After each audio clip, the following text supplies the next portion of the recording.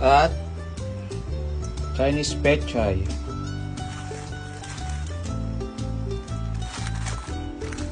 At ang saging na saba. Totoo lang mga kagala, gutom na rin ako nito.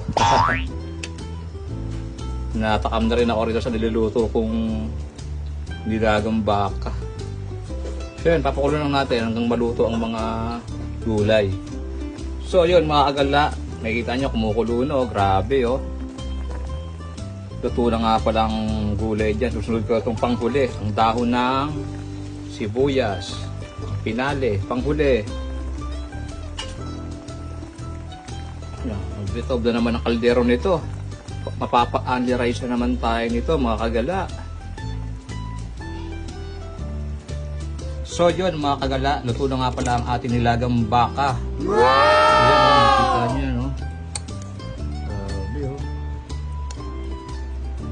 Unli-rice na naman tayo nito.